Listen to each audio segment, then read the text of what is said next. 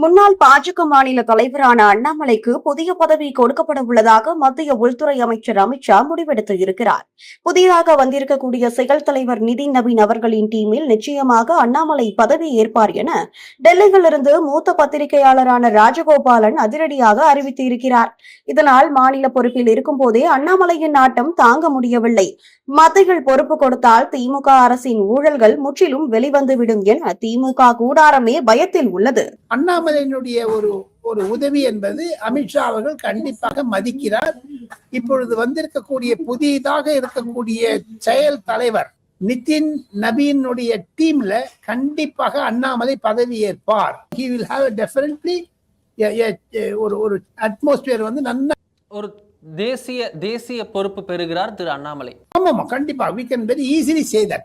தமிழகத்தில் பாஜக தலைவராக அண்ணாமலை பதவியேற்ற பின்புதான் பாஜக பெருமளவில் வளர்ந்தது என்றே சொல்லலாம்.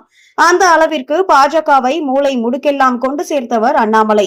இதனால் அண்ணாமலைக்கென தனியொரு ரசிகர் பட்டாளமே உருவானது. மேலும் பல இளைஞர்கள் புதிதாக கட்சியில் இணைந்து கொண்டு அண்ணாமலையை தலைவராக ஏற்றுக்கொண்டனர்.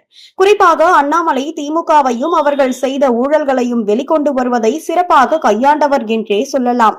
ஏனெனில் உதயநிதியும் சபரீசனும் 4000 கோடி ஊழல் செய்திருக்கின்றனர் என பிடிஆர் பழனிவேல் தியாகராஜன் பேசிய ஆடியோவை வெளியிட்டது. மேலும் மின்சாரம் மற்றும் மதுவிலக்குத்துறை அமைச்சராக இருந்த செந்தில் பாலாஜியை பாட்டிலுக்கு 10 ரூபாய் அதிகமாக வாங்கும் பாலாஜி என விமர்சித்ததோடு அவரை அமலாக்கத்துறை பிடிகள் சிக்க வைத்து சிறைக்கு அனுப்பியதில் பெரும் பங்கு அண்ணாமலைக்கு இருக்கிறது என்றே சொல்லலாம்.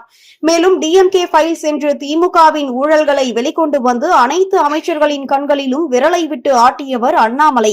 இதனாலேயே அண்ணாமலையின் செயல்பாடுகள் பிடித்து போய் அவருக்கு மக்கள் பெருமளவில் ஆதரவு தெரிவிக்க தொடங்கினர். இந்நிலையில் கூட்டணி கட்சியான அதிமுகவுடன் ஏற்பட்ட கருத்து வேறுபாட்டால் மாநில தலைவராக இருந்த அண்ணாமலையை மாற்றி புதிதாக நயினார் நாகேந்திரனை டெல்லி தலைமை நியமித்தது. இந்நிலையில் அண்ணாமலைக்கு அமித்ஷா தேசிய பொறுப்பு தரவிருப்பதாக டெல்லியில் தகவல் வெளியாகி இருப்பது அண்ணாமலை தொண்டர்களிடையே வரவேற்கப்படுகிறது.